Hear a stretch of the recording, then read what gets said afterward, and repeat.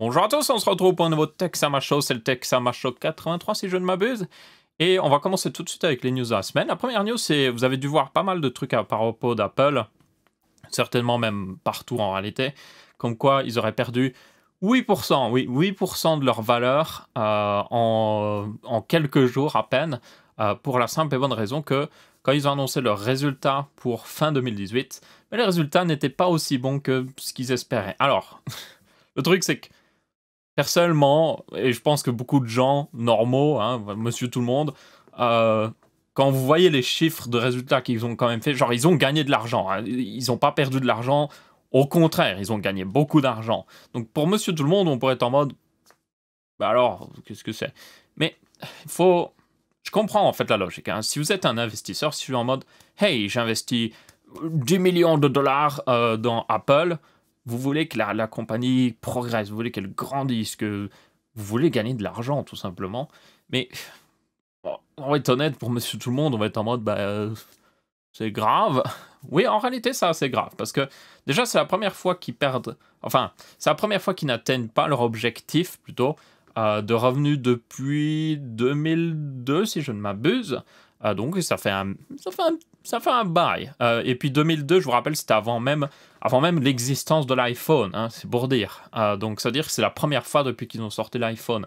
Ce qui veut dire pas mal de choses, parce que c'est depuis que Apple a fait l'iPhone qui sont vraiment, alors vraiment populaires. Donc, ça indique un changement, vous voyez.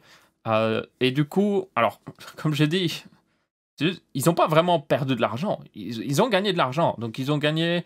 Je ne sais plus, ils avaient mis les chiffres. Il me semble qu'ils devaient gagner jusqu'à 90 milliards, si je me souviens bien. Et ils en ont fait quelques milliards en moins. Genre, ils ont fait 84, quelque chose comme ça. On va dire à ce niveau-là, enfin, c'est voilà, c'est juste énormément d'argent.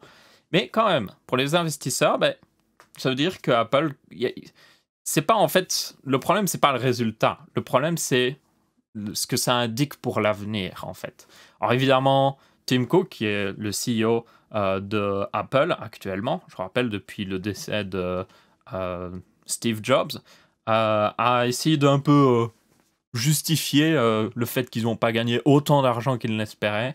Notamment, ils ont cité les problèmes en Chine. Si vous ne savez pas, ils ont des problèmes de patent, donc avec Qualcomm. Donc Qualcomm, c'est ceux qui font les processeurs, hein, le Snapdragon et tout ça. Qualcomm a attaqué Apple parce qu'Apple, selon eux, utilisait de leurs brevets. Et du coup, ils ont interdit la vente de certains iPhones en Chine. Ils ont aussi interdit la vente de certains iPhones en Allemagne, si je ne m'abuse. Et ils ont eu pas mal de petits problèmes comme ça, déjà en 2018. Ils ont cité, et ça c'est selon moi le truc vraiment salaud, mais bon, ils ont cité le fait que tous les problèmes qu'ils ont eu avec la polémique sur la batterie, si vous vous souvenez, début 2018, il me semble, il y a eu une énorme polémique parce que Apple bridait les performances des vieux iPhones pour conserver à peu près la même batterie. Et du coup, les gens étaient en mode, c'est pas à vous de le faire, quoi. Mettez-nous l'option, mais c'est pas à vous de le faire. Et c'est assez honteux, en quelque sorte. Du coup, il y avait une énorme polémique là-dessus. Ils rejettent un peu la faute de leur perte de revenus là-dessus parce que, si vous vous souvenez, pour, on va dire, se faire pardonner, ils avaient proposé aux gens de faire remplacer leur batterie pour vraiment, genre, un prix très honnête. Genre, vraiment, vous pouviez faire remplacer, il me semble, pour 29 dollars ou 39 dollars, quelque chose comme ça. Et c'est genre, c'est honnête. Le prix de la batterie inclus, le prix de la main-d'œuvre et tout, c'est vraiment honnête, surtout un iPhone qui est un peu plus compliqué à ouvrir. C'était bien. Et du coup, ils ont rejeté une partie de la faute là-dessus. Et j'ai envie de dire, mais vous rejetez la faute sur un truc, sur une de vos fautes en réalité. C'est vraiment ça. Genre, c'est genre, oui, mais on n'a pas gagné autant d'argent parce on a dû se faire pardonner, quoi. T'imagines, quoi. Pff, oh là là. Genre, j'ai envie de sortir le plus petit violon au monde, là. Vraiment, genre, vraiment, c'est vraiment ça. C'est pour ceux qui ont regardé Bob l'éponge. Mais bon, ils ont aussi, il y avait un autre truc qu'ils avaient rejeté la faute, je sais même plus. Ils ont rejeté la faute à pas mal d'endroits, mais bon. Le truc qu'il faut retenir avec cette histoire, c'est que pour monsieur tout le monde, ça change pas grand-chose, parce qu'on s'en contre les steaks, vraiment. Mais ce que ça indique un nouveau changement, vous voyez. Apple est vraiment, c'était une des compagnies les plus profitables qui existent au monde. Vraiment, genre, la quantité d'argent qui se font est juste incroyable. Et ça indique Et c'est pour ça qu'à mon avis, ça a chuté autant en marché. Ça, je pense que ça indique quelque chose parce qu'il y a des investisseurs qui ils en avaient marre en fait depuis pas mal de temps et c'est la goutte d'eau qui a fait certainement déborder le vase parce que Apple fait des décisions très discutables. Ils font toujours des bons produits, mais leur problème c'est que, par exemple, enfin on va être honnête, tout le monde n'a pas de l'argent pour acheter un téléphone à plus de 1 000 euros. C'est juste, ça devient un stade même incroyablement cher. Et ça, les gens sont en mode, mais what the fuck, quoi? C'est quoi la prochaine étape? 2 000 € l'iPhone ou quoi? Bon, évidemment, il y a des gens qui s'en foutent du prix de l'iPhone et qui achèteront toujours le plus gros modèle. Bien sûr. Mais l'entrée, l'entrée dans la gamme iPhone est de plus en plus chère, quoi qu'il arrive. Le plus petit modèle est toujours de plus en plus cher. Et ils justifient ça parce que, ben, innovation, tout le tralala, évidemment. Évidemment, ça coûte un peu plus cher de les faire parce qu'ils utilisent des technologies un peu plus intéressantes. Mais ils en vendent tellement que, enfin, c'est logique, selon moi. C'est genre, si vous vendez beaucoup de quelque chose, vous pouvez vous justifier de gagner un petit peu moins dessus, en quelque sorte. Mais bon, évidemment, Apple n'utilise pas cette technique de marché. Donc, ouais. Mais ouais, ça indique quand même quelque chose, un changement. Il y a aussi le fait qu'ils prennent un peu les gens pour des cons avec beaucoup de produits ces derniers temps. Vous avez le MacBook Air qui est ressorti, qui est encore plus cher, alors qu'il n'y a aucune justification là par contre au prix. Il y a plein de trucs comme ça en fait qui font vraiment que les gens sont en mode, mais ils ont perdu, leur toucher, vous voyez, ils ont perdu leur façon de bien faire les choses. Il y a même, si vous voulez me rigoler, allez voir le motto. Donc le motto, c'est un peu la phrase que chaque entreprise a. Genre, Google, c'est de pas faire de choses mauvaises. Google. Apple, la phrase qu'ils avaient avant, c'était... Enfin, le petit truc qu'ils mettaient sur plein de produits, c'est genre... coûte moins cher, marche mieux, et je sais plus quoi. Genre...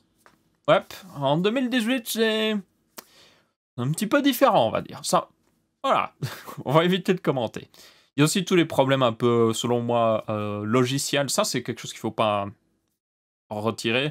C'est que ils ont de plus en plus de problèmes au niveau optimisation logicielle et tout ça. Genre, les dernières versions d'iOS ont été beaucoup plus buggées que les versions avant. Ce qui indique quelque chose, vous voyez, genre, est-ce qu'ils essaient de couper les coins par-ci par-là pour gagner de l'argent? Ça ressemble à un petit peu. Donc ouais. Mais voilà, je veux dire, c'est plus une news que j'ai présentée pour voir ce que vous en pensez, vous aussi. Donc, évidemment aussi, comme ils ont perdu 8%, ils avaient perdu aussi quelques pourcents avant et tout ça. Je vous rappelle, ils avaient fait les news et tout ça parce qu'ils avaient dépassé le milliard. Enfin, non, pas le milliard, le billion techniquement, mais c'est du coup le billion?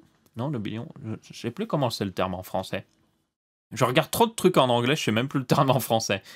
Vous voyez, il y a le million, il y a le milliard, et puis il y a un truc au-dessus. Ben, ils avaient atteint la valeur de compagnie du truc au-dessus. Je sais plus ce que c'est 1000 milliards, quoi. Et ça avait fait pas mal de news et tout ça. Alors, c'était pas vraiment la vraie première compagnie à atteindre ce chiffre-là, hein, je tiens à préciser, mais quand même. Et depuis, actuellement, il me semble que actuellement ils sont... La vraie valeur d'Apple est estimée à 600 à 700 milliards, ce qui est toujours très bien, hein, mais plus aussi haut qu'avant. Donc, ouais. Donc, dites-moi ce que vous en pensez un petit peu là-dessus. Je dois bien avouer que personnellement, mon avis personnel, je suis en mode, ben, ça m'étonne pas. Je veux dire, c'est, comme je dis, c'est la goutte d'eau qui fait déborder le vase. Il y a beaucoup d'investisseurs, à mon avis, qui attendaient ça avant de juste genre dire, j'en ai marre, je vais mettre mon argent autre part. Ce qui m'étonne alors vraiment pas du tout.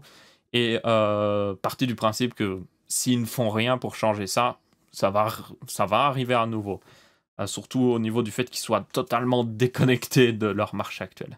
Et j'en profite aussi pour lancer le sujet, justement, le prix des téléphones, qui devient vraiment genre... Alors, évidemment, je veux dire, en restant réaliste un minimum. Par exemple, au niveau des Galaxy.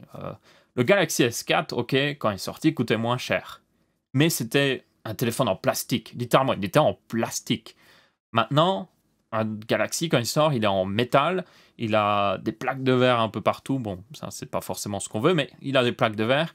Donc, c'est quelque chose de beaucoup plus cher à produire, évidemment. Après, on le sait tous, ils font quand même pas mal de profit dessus. Hein. Quand on voit, par exemple, certaines compagnies qui arrivent à sortir des téléphones pour beaucoup moins cher, on imagine la différence de prix d'où elle vient, tout simplement de la marge. Après, évidemment, il y a pas juste le coût de production, il y a le coût de maintenir le logiciel. Il faut des gens qui développent derrière pour maintenir le logiciel du téléphone. Il faut des gens pour le support technique. Donc tout ça, ça coûte un petit peu d'argent, évidemment. Mais je pense qu'on a la marge des téléphones a augmenté de plus en plus, malgré évidemment le fait que, enfin, même si plutôt la qualité évidemment des téléphones a augmenté, le prix a quand même plus augmenté selon moi. Après évidemment, c'est pour ça que je lance ce sujet. Qu'est-ce que vous en pensez, vous? Est-ce que vous pensez vraiment que cette augmentation de prix est justifiée par rapport à l'inflation, est justifiée par rapport à l'augmentation de la qualité, ou est-ce que justement ils vont trop loin? Personnellement, je trouve qu'ils vont trop loin. Et il y a de plus en plus, on voit de plus en plus la chose arriver. Et la réussite de Huawei ou de Xiaomi, elle est facile à comprendre. Les gens en ont marre de payer 900 € pour un nouveau téléphone. Ou les gens ne veulent pas payer 900 € pour un nouveau téléphone. Parce qu'il y a évidemment des gens qui n'en achèteraient jamais, qui sont en mode non, non. Et aussi bien des gens qui avaient acheté le Galaxy S4, qui sont en mode non, je ne peux pas, c'est trop. Il y a même un truc qui est plutôt intéressant, c'est avant, ce qui était très populaire, c'est moins populaire en Belgique, mais vous en France, vous avez les abonnements avec téléphone. Genre, tu payes un abonnement, et on t'offre un téléphone avec. Et alors évidemment, si vous prenez le dernier iPhone, vous allez payer un gros abonnement qui coûte plus cher, mais ça permet d'avoir des téléphones pour pas cher en quelque sorte, même si vous finissez par le payer. Mais maintenant, ça devient impossible en fait. Si vous voulez le dernier iPhone avec un abonnement, alors il y a certainement moyen de l'avoir, mais le prix de l'abonnement doit augmenter parce que avoir un iPhone il y a quelques années avec un abonnement, l'iPhone il coûtait 600-700 €. Maintenant, vous voulez un iPhone, il coûte 800-900 €. Et ça, c'est les modèles de base, hein. Si vous voulez plus, là, ça devient un peu abusé. Donc ouais, vraiment une déconnexion selon moi et tout. Enfin bref. Dites-moi ce que vous en pensez, mais je trouve que c'est un sujet assez intéressant. Bon, évidemment, tout le monde n'est pas smartphone, hein, je sais. Mais il faut tenir compte que le smartphone est dans la vie de beaucoup de gens, au centre de la vie même de beaucoup de gens, d'un point de vue technologique en tout cas, hein. Évidemment, ils ont d'autres choses dans la vie, hein. Mais c'est leur moyen de lire les mails, c'est leur moyen de se renseigner sur Internet et tout ça. Donc, c'est quelque chose de très important et je pense que le débat mérite de prendre place. Ensuite, changeons totalement de sujet. Le projet Soli de Google qui arrive enfin. Alors, ça fait longtemps, j'en ai jamais parlé dans les Texas Machin, je tiens à préciser, mais ça fait longtemps qu'ils voulaient faire ça. Ils ont enfin l'autorisation du FCC. Le FCC, c'est l'association des consommateurs, blablabla, machin aux États-Unis, qui en gros valide n'importe quel. Vous avez même des logos, il me semble. Genre, je pourrais prendre. Est-ce qu'il y a un logo derrière? Il me semble. Non, il n'y en a pas ici. Mais bon. Vous pouvez en fait trouver le logo du FCC derrière certains appareils, des fois, parce que tout simplement pour dire qu'il est certifié par le FCC. Donc, il certifie tous les appareils qui sortent aux États-Unis. Ils certifient aussi les technologies, donc c'est eux qui autorisent certaines bandes 5G, 4G par exemple. Et ils ont autorisé récemment, validé plutôt, une technologie de Google qui permettrait de tout simplement utiliser, on va dire, c'est vraiment utiliser un sonar en fait. C'est vraiment le même genre de technologie. C'est utiliser une sorte de sonar pour en gros détecter les gestes que vous faites. Et ça permettrait de tout simplement voir, par exemple, on va regarder avec la vidéo, ce sera plus simple. Ça permet de tout simplement voir si quelqu'un fait un geste très spécial pour opérer un appareil, par exemple. Donc, si on va un peu plus loin, voilà, là, on voit, vous voyez, il bouge son pouce et on voit la courbe qui varie selon ça. Et du coup, ça permettrait de contrôler des appareils. Par exemple, vous pourriez faire juste ça sur votre main et contrôler sur votre TV comme si c'était un touchpad, votre main, en quelque sorte. Ou voilà, vous voyez une montre, la contrôler sans toucher à un bouton ou autre chose. Donc ça, c'est plutôt intéressant. Ça permettrait aussi, c'est ça qui, selon moi, est le plus intéressant, si vous êtes une personne à mobilité réduite ou handicapée, ça vous permettrait d'utiliser des appareils avec moins de problèmes. Par exemple, si vous avez perdu, si vous n'êtes pas très habile de vos mains, vous ne pouvez pas utiliser un téléphone, genre vos mains, juste vous avez du mal, mais vous pourriez faire des gestes simples pour opérer le téléphone, ou carrément faire des gestes avec toute votre main pour opérer le téléphone, ou même des gestes avec votre bouche, ou avec votre bouche, ouais, bouche c'est déjà pas mal. Mais ouais, ça permet pas mal de choses, donc c'est un projet très intéressant. Après, alors, il y a quelques interrogations sur la santé, par exemple, ça utilise des ondes qui vont jusqu'à 64 GHz. Ouais. Donc le genre d'ondes, comme je vous avais parlé la dernière fois, qui sont très, très puissantes, mais qui ne vont pas très loin. Donc c'est vraiment juste à très courte portée à une telle fréquence. Surtout que la taille, à mon avis, la taille de l'antenne là-dedans n'est pas très grande. Donc à mon avis, c'est encore plus basse portée, hein, parce qu'évidemment, la taille de l'antenne qui peut affecter la portée. Donc c'est vraiment pour détecter des mouvements très proches. Mais il y a quand même un risque de santé peut-être. Il faut investiguer là-dessus, sur le fait de bombarder vos mains, votre bouche peut-être, ou votre corps d'ondes à 64 GHz pour détecter des petits mouvements comme ça. Donc ouais. Mais bon, moi je trouve ça très intéressant. J'espère vraiment qu'on verra. Ok, une recommandation de Linus Tech Tips là-dedans. J'espère qu'on verra ce genre de technologie, même juste pour pas mal de trucs. Selon moi, le plus intéressant, c'est les smartwatches qui sont juste bizarres à contrôler. Smartwatch, c'est pas mal. Téléphone, ça peut être bien, mais c'est pas non plus le truc le plus nécessaire. Ordinateur portable, ça peut être bien pour certaines fonctions plus avancées, vous voyez, genre contrôler la musique ou autre chose, mais ça peut être vraiment bien. Mais je pense pour les personnes qui ont une mobilité réduite. Ensuite, petite news niveau hardware, au niveau de rumeurs. Vraiment, c'est pure rumeur. Là. On entre dans le terrain des rumeurs, mettez votre chapeau en aluminium, c'est parti mon kiki, parce qu'il n'y a aucune garantie là-dessus. Bien qu'il y a des pseudo-garanties en quelque sorte. Alors, déjà, je vous rappelle, le CES arrive bientôt, hein, c'est genre la semaine prochaine. Et lors du CES, il va certainement avoir une annonce de la part d'NVIDIA, premièrement pour leur RTX 2060. Ça, c'est prévisible, on en a déjà parlé. Il y avait aussi comme quoi, il y a des gens qui disaient que AMD allait annoncer Ryzen 2, le vrai Ryzen 2 pour le CES. Alors, c'est pas confirmé. Il y a même des gens qui ont clairement dit non, selon nos sources, ce ne sera pas annoncé. Par contre, on verra peut-être des petites infos. Genre, ils vont dire hey, voilà un système qui tourne avec Ryzen 2, regardez comme il est puissant. Vous voyez, ce genre de choses. Peut-être qu'ils diront quelques infos techniques, genre hey, Ryzen 2 aura 16 cœurs, au revoir. Peut-être ça. Vous voyez, mais on n'aura pas vraiment genre une full présentation, ça arrive dans quelques semaines ou autre chose, ok? Mais ça arrive en début d'année prochaine, j'allais dire, mais on est déjà l'année prochaine. Ça arrive en début d'année, donc je tiens à le préciser. D'ailleurs, c'est le premier Texamacho de l'année, non? Bonne année! Le mec qui oublie totalement. Dans tout cas, il y a eu encore une fois des rumeurs avec des méga processeurs avec des fréquences de malade. Alors cette rumeur maintenant utilise des fréquences beaucoup plus réalistes, on va dire, parce que la dernière fois c'était un peu genre what the fuck. C'est toujours un peu what the fuck selon moi. Le truc le plus louche de ce que j'ai vu, c'est que si vous regardez toutes les fréquences de base, tous les turbos sont toujours séparés de 800 MHz exactement. Donc ça, t'es en mode c'est louche. C'est louche parce que normalement, sur un processeur avec plus de cœurs, vous verriez une plus grande disparité de turbo. Parce que comme il y a plus de cœurs, la fréquence de base est plus basse, mais le turbo peut toujours aller aussi haut s'il n'y a qu'un seul cœur utilisé. C'est exactement ce que fait Intel, par exemple. Donc il y a une disparité qui est juste étrange. Enfin, la disparité qui est la même, surtout, c'est étrange. Il devrait avoir plus de différence entre le turbo du processeur avec plus de cœurs que le processeur avec moins de cœurs, tout simplement. Et là, c'est à 800 MHz exactement à chaque fois. Donc, c'est louche, c'est louche. Mais ça indique quelque chose qui pourrait se confirmer, c'est que quand ils ont annoncé Zen 2 avec les processeurs EPIC, je vous rappelle les EPIC ROM, si je me souviens bien, ils ont annoncé jusqu'à 64 cœurs, 128 threads. Évidemment, ils peuvent monter jusqu'à 128 cœurs avec deux processeurs dans la même carte mère. Et du coup, ils ont annoncé comme quoi les modules qui composent un petit peu les processeurs Ryzen. Alors, les Ryzen actuels, un processeur 8 cœurs, en fait, il est composé de deux CCX qu'ils appellent. Je les appelle un peu des modules, mais je ne devrais pas. Mais du coup, ces CCX sont composés de 4 cœurs.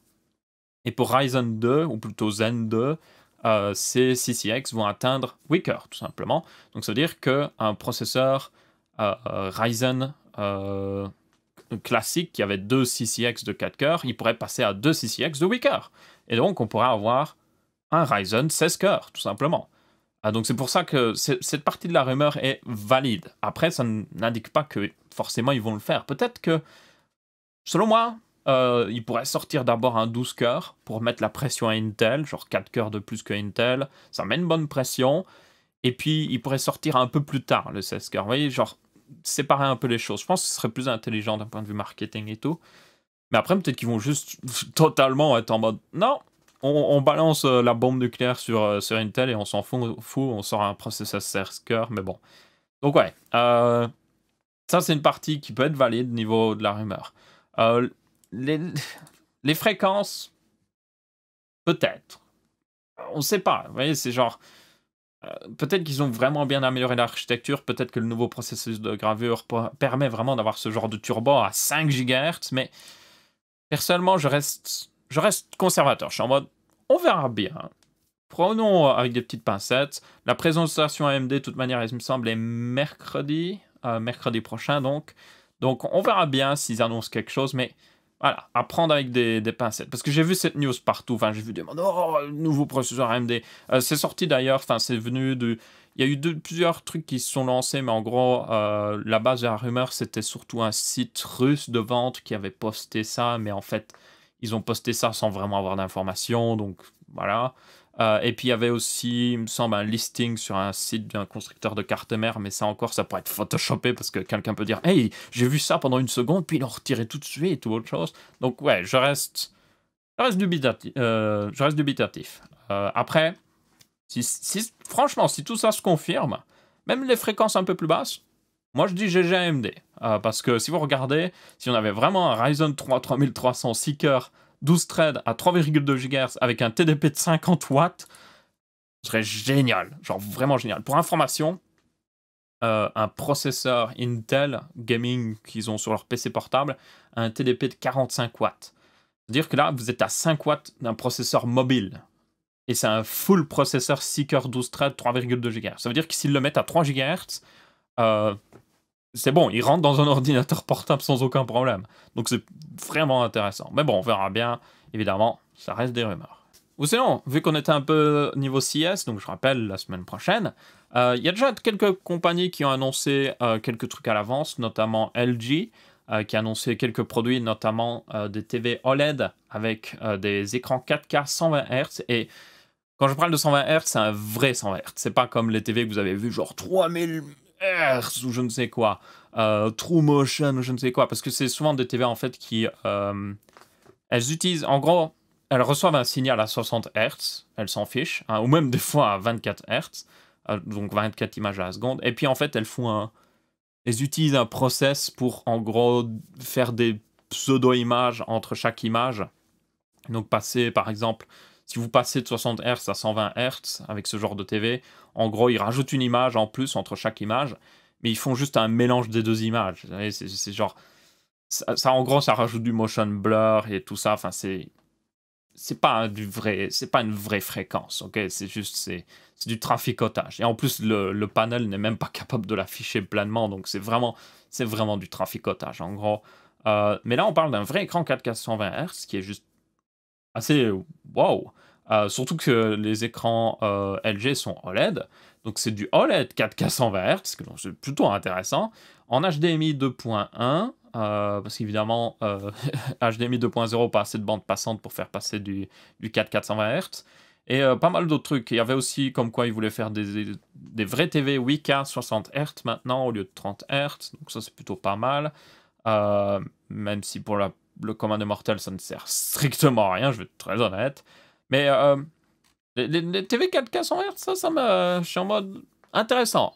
Ça va coûter un bras et une jambe et vos poumons et aussi votre premier enfant et certainement votre chien, mais c'est une technologie qui existera certainement pour quelques... À mon avis, ce sera 4-5 000 euros. Ouais, je pense que c'est déjà pas mal. Mais moi, ce que je suis toujours content quand je vois ça, c'est comme avec quand il y a eu la mode de la 3D, vous voyez, avec les lunettes et tout. Au final, ça a fait baisser les écrans normaux. Genre, comme le nouveau haut de gamme, c'était les TV 3D, et ben, les TV non 3D, qui avant étaient le haut de gamme, et ben, elles passaient en milieu de gamme. Et le milieu de gamme passait en entrée de gamme. C'est-à-dire que, d'ailleurs, même à l'heure actuelle, vous pouvez acheter des très bonnes TV, genre des vraiment bonnes TV. Hein. Genre, il y a quelques années, c'était des TV à 2000 euros. Hein. Pour maintenant genre 400 euros. Et du coup, ça c'est une bonne nouvelle, parce que ça veut dire que les écrans 4K 60 Hz classiques vont baisser de prix. Et ça va être bon pour tout le monde. Donc moi, je suis toujours content de ce genre d'innovation. Comme ça, je peux récupérer les miettes derrière, personnellement. Donc ouais. Et vu que c'est quand même intéressant, parce que c'est en mode waouh, 120 Hz, 4K. C'est plutôt cool. Ça fait penser aussi au TV que devait annoncer, si vous vous souvenez, Nvidia avec quelques partenaires, des écrans justement 4K 120 Hz. TV, genre c'est des big format gaming display, je sais plus comment ils appelaient ça. Mais du coup, bah, LG leur coupe un peu l'herbe sous le pied, mais bon, c'est pas grave. Surtout qu'LG a des bons input lag au niveau TV et tout ça, donc, enfin, sur certaines TV en tout cas. Donc, ouais, ça pourrait être très intéressant pour autre chose. Bon, après, je suis très honnête, si vous êtes joueur, même joueur PC en réalité, mais si vous êtes joueur console, n'achetez pas ça en espérant que vous allez jouer à 120 Hz. Vous allez jouer à 30 Hz maximum sur votre même une Xbox One X. Hein. Je tiens à le préciser parce que vous voyez des gamers qui achètent des TV, mais justement qui achètent des TV 600 Hz, vous voyez, et puis qui jouent avec, ils sont en mode, wow, c'est trop bien pour jouer, t'es en mode, non, ça ne marche pas comme ça. Surtout qu'après, c'est les mêmes personnes qui te disent que l'être humain ne peut voir que 30 FPS, mais bon, c'est pas grave, je suppose.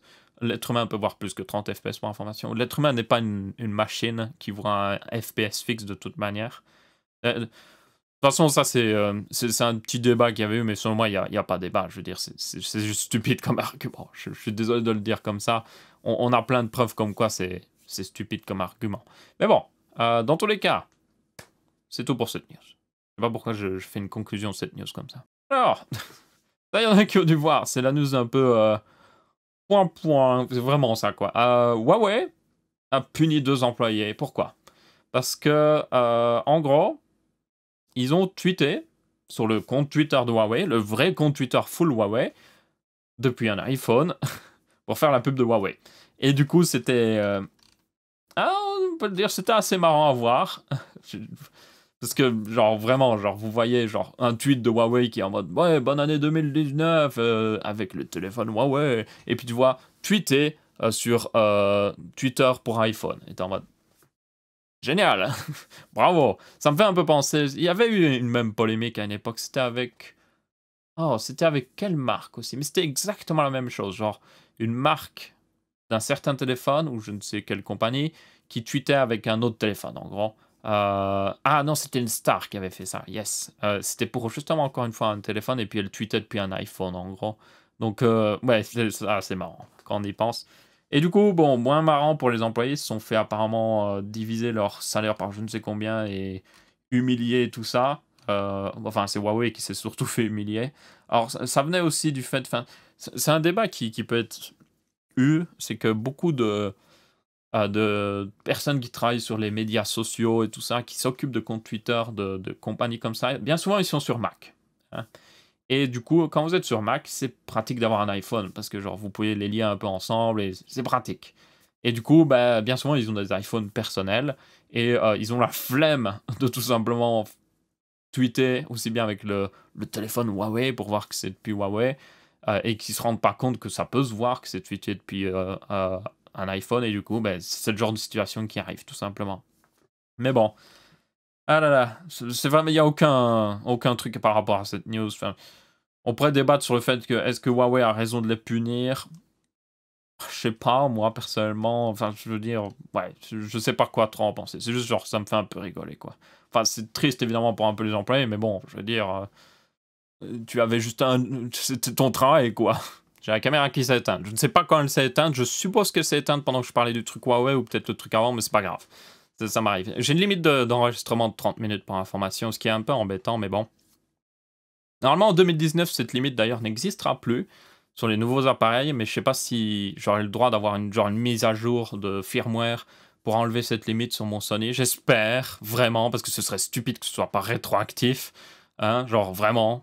Mais bon, on verra bien. Dans tous les cas, dernière news, c'est au niveau de la Chine qui a fait atterrir. Alors, c'est pas un appareil. Ils ont fait atterrir une multitude d'instruments, ou plutôt on pourrait dire qu'ils ont fait atterrir un de leurs appareils sur la face cachée de la Lune.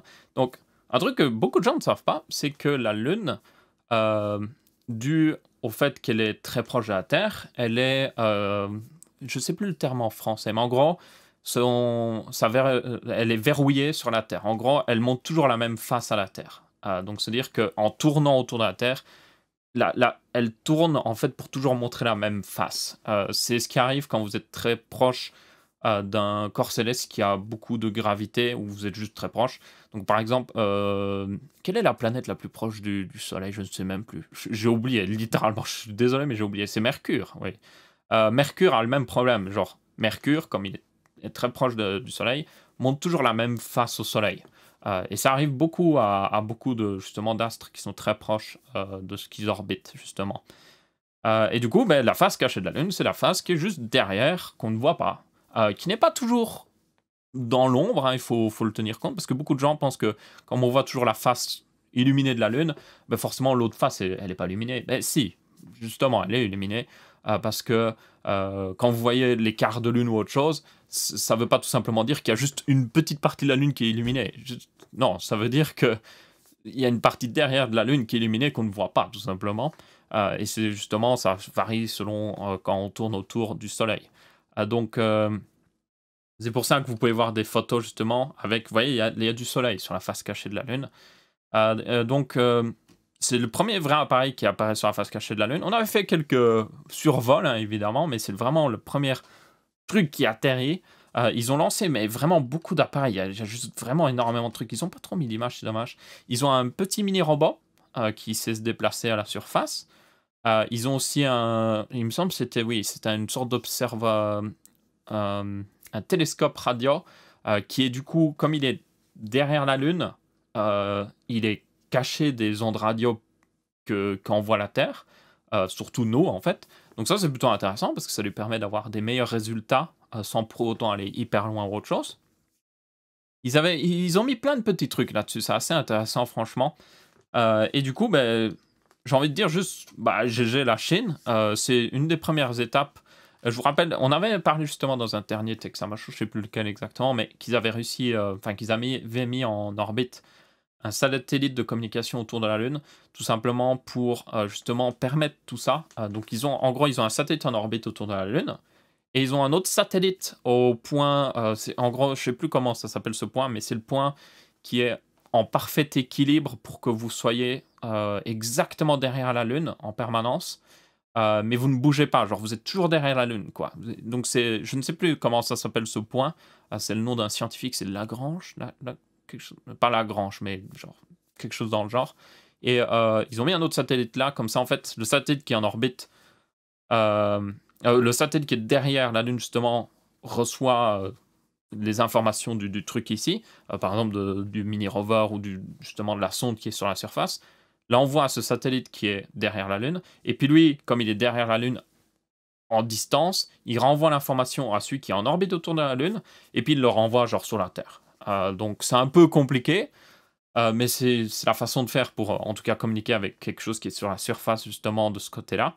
Parce qu'évidemment, bonne chance pour faire passer les ondes à travers la surface de la Lune. Hein. C'est un petit peu compliqué quand même. C'est plutôt épais. Même si c'est petit la Lune, c'est quand même plutôt épais et ce sera un peu complexe. Mais du coup, c'est assez intéressant d'un point de vue technologie et tout ça. Et c'est vraiment un achievement. Et ils ont encore d'autres trucs de prévus. Ils veulent aller poser des êtres humains sur la Lune, pour information. Et d'autres trucs un petit peu dans le genre. Une station aussi. Une station qui devrait orbiter. Il y a aussi la NASA qui a exactement les mêmes projets d'ailleurs pour information. Mais bon, c'est intéressant. Bon, après, évidemment, il y en a qui vont dire wow, propagande chinoise ou je ne sais quoi. Bon, évidemment, je veux dire, si vous payez pour un programme spatial, vous avez envie de montrer votre achievement. Vous êtes pas... Ouais, on a juste posé quelques personnes sur la Lune, mais on va pas en parler. Mais évidemment, vous en parlez. Hein. Les États-Unis ont fait la même chose, la Russie a fait la même chose, n'importe quel pays fait la même chose. Dès qu'ils font quelque chose d'intéressant, évidemment que c'est un peu de la pub pour eux, hein, ça je veux dire. Ça ne cache pas le fait de tous les problèmes qu'il y a en Chine. Hein. Je tiens à le préciser, je suis pas en mode hey, regardez, la Chine a fait ça, donc ça efface tous leurs défauts. Évidemment, non. Juste, voilà. Mais c'est quand même quelque chose de cool, et même si, selon moi, même si une personne horrible fait quelque chose de bien, il faut quand même dire qu'il a fait quelque chose de bien. Ça sert à rien d'être le casseur de fête et en mode non, il est quand même mauvais ou autre chose. Non, tu peux dire oui, il est quand même mauvais, mais il a fait quelque chose de bien. Donc ça arrive, ça arrive. Bon, après, la Chine, évidemment, est un peu plus...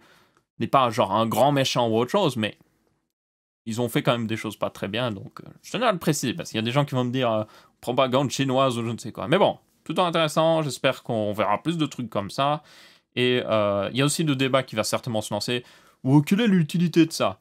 Oh, aucun, mais je veux dire, est-ce qu'il y a besoin d'une grande utilité pour quelque chose, des fois? Des fois, faire quelque chose juste pour pousser la limite de la science, c'est sympa aussi. Évidemment, l'argent qui a été mis là-dedans aurait pu servir à autre chose, mais si je vais par là, vous regardez cette vidéo sur un ordinateur. Pourquoi vous avez un ordinateur? Vous pourriez utiliser cet argent pour faire quelque chose de plus utile. Vous voyez, on peut toujours repousser cette limite et être vraiment poussé dans les extrêmes. Donc ouais, je tiens à le préciser. Mais bon, dans tous les cas, c'est tout. Et maintenant, les commentaires de la news de la dernière fois. Alors oui, s'il y a des fois des échos, je tiens à préciser. Des fois, j'oublie, parce qu'il y a la bande-son de l'appareil et la bande-son du micro là. Et j'utilise évidemment ce micro-là, parce que meilleure qualité et tout ça. Et des fois, j'oublie tout simplement de supprimer la bande-son de l'appareil. C'est plutôt rare quand j'oublie maintenant, parce que j'essaie vraiment de ne pas oublier. Mais des fois, ça m'arrive. Donc s'il y a de l'écho, ça vient de là. Je tiens à le préciser. Il y en a Pierre qui dit « Je regarde 4 pubs sur YouTube pour te soutenir. » Merci à toi, Pierre. Et je tiens à préciser, pour ceux qui veulent soutenir la chaîne, d'une manière vraiment genre significative, vous avez Utip. Alors le Utip est associé à ma chaîne principale, mais ça ne change rien au fait que c'est toujours moi qui touche l'argent. Et en gros, Utip, c'est un site où vous pouvez regarder des pubs de vraiment, genre, c'est des pubs très ciblées et qui durent 30 secondes exactement. Mais en fait, genre, littéralement, vous rapportez, en regardant cette pub, 5 centimes. On va dire 5 centimes, oh, c'est pas grand-chose. J'ai déjà fait le calcul. Si, genre, 600 personnes, c'est pas un chiffre incroyable, 600 personnes. Hein. 600 personnes regardent une pub par jour, et ces 600 personnes n'ont pas besoin d'être les mêmes chaque jour, hein, évidemment. Eh bien, si elles le font chaque jour, pendant 30 jours, la personne qui, du coup, reçoit l'argent, avec YouTube, recevrait, il me semble, c'était 2000 €, quelque chose comme ça. Et 2000 €, ça permet de soutenir n'importe quelle, selon moi, personne qui se lancerait sur YouTube ou autre chose pour vraiment le faire à plein temps. Donc ouais, il faut pas sous-estimer vraiment la force de YouTube derrière. Donc, si vous voulez soutenir la chaîne, c'est une bonne manière de le faire. Est-ce que je mets dans la description le lien? Il me semble que je ne le mets pas. Vous pouvez le trouver sur ma chaîne principale, mais je pense que je le mettrai à partir de maintenant. Ah, il y a justement quelqu'un qui parle une vidéo qui résume les gammes de CPU et tout ça. C'est une vidéo que j'aimerais faire, par exemple, une vidéo sur les différences entre i3, i7, i5, qui sont devenues très floues ces derniers temps. Et aussi la différence entre les différents RTX, GTX et tout ça. Bon, RTX et GTX, c'est plutôt simple. GTX, c'était les cartes graphiques Nvidia avant, vraiment fait pour les jeux normalement. Celles qui ne sont pas faites pour les jeux, c'est juste GT, il n'y a pas le X. Et maintenant, c'est RTX parce que tout simplement, elles ont du ray tracing. Donc voilà. Donc peut-être que celle moins puissante, ce sera les RT sans le X. Mais bon, voilà. Ce serait bizarre. Mais je fais faire des vidéos là-dessus. Après, je veux dire, il y a un indicateur qui est plutôt simple. En général, si vous voulez voir la gamme de quelque chose, c'est le prix. Mais genre vraiment. Les prix sont plutôt au niveau informatique, surtout composants informatiques. Les prix en général sont à peu près là où ils devraient être. Une carte graphique d'une marque à l'autre, il va y avoir des variations évidemment, mais c'est à peu près dans la gamme de prix que ça doit être. Point. Donc une carte graphique, c'est le coût de 500 €. En général, elle a les performances pour 500 €. Après, évidemment, c'est différent avec les ordinateurs portables, les ordinateurs fixes et tout ça. Hein. Là, je parle de purs composants. Le composant quand vous l'achetez sur Internet. Surtout au niveau des processeurs et cartes graphiques. Les cartes mères, c'est discutable. Hein. La RAM, c'est discutable aussi. Surtout le RGB qui, des fois, coûte cher pour rien du tout. Donc ouais, mais ça, c'est un bon indicateur. T'as la voix de Satan vers la fin de la vidéo. J'avais pas entendu ça. Au milieu de Aurélien est possédé. Ça doit être un bug YouTube, en fait. J'ai pas entendu ça, parce que je regarde pas vraiment mes vidéos quand elles sont postées sur YouTube, parce que je pars du principe que YouTube n'a pas massacré ma vidéo. Donc ouais, le son est une onde d'oreille. What? Ah, moi je croyais que j'avais oublié ma seconde piste, mais en fait ça a l'air d'être pire, en fait, il faut que j'écoute. Ah non, en fait, ça parlait du sujet. Oui, le son est une onde. Je sais que c'est une onde. C'est juste que des fois, je m'embrouille dans mes explications et tout ça, ou alors je dis pas juste un truc qui est plutôt simple, mais bon. Et du coup, par contre, là, oui, le micro bizarre à la fin, ça, je suis étonné. Est-ce qu'ils ont mis vers la fin de la vidéo? Ouais, j'entends les échos des fois, c'est ce que je dis justement. Des fois, j'oublie de supprimer la piste, mais ça doit être ça, à mon avis. Vivaldi, oui, Vivaldi est multiplateforme, ça j'oubliais, il est sur Mac OS X, il est sur Linux et tout ça. Donc ouais, voilà, j'ai mal regardé. Parce qu'en fait, sur le site, quand vous arrivez sur le site, il vous propose la version selon votre système d'exploitation. Donc comme il se dit, ah, le mec qui vient sur le site, là, il est sur Windows, proposons-lui la version Windows. Ce qui est logique, mais du coup, moi, j'ai juste vu le logo Windows, je me suis dit, ah, ça doit être juste sur Windows, vu que c'est en bêta ou autre chose. Mais non, vous pouvez l'avoir partout. Et puis, il y a aussi des gens, oui, qui disaient que la 4G...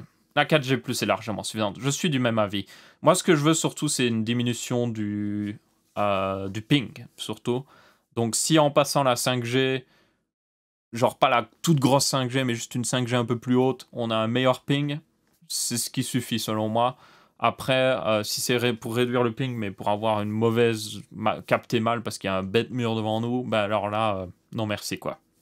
Mais bon, ça met quand même pas mal de, selon moi, bâtons dans les roues de cette technologie-là, parce que l'un des avantages qu'on nous criait sur les toits, c'est que c'est hyper rapide, ça a des délais très bas et tout ça, mais au final, ouais, mais s'il y a un bête petit mur devant et que ça s'arrête, ça casse un petit peu l'intérêt. Enfin bref, du coup, merci à tous de regarder. J'espère que vous avez bien apprécié ce Texama Show. N'hésitez pas à laisser votre avis, que ce soit en pouce bleu, pouce rouge ou en commentaire. On se retrouve la semaine prochaine pour un prochain Texama Show, comme d'habitude. Vous aurez peut-être quelques vidéos sur ce qui est annoncé au CES. S'il y a vraiment des news très importantes, vous pourrez faire une vidéo dédiée à ça. Peut-être AMD s'il y a des grosses news, ou Nvidia s'il y a des grosses news. On verra bien. Dans tous les cas, n'hésitez pas à aller sur YouTube pour soutenir. J'essaierai de penser à le mettre dans la description. Et on se retrouvera pour une prochaine vidéo. Ciao, ciao!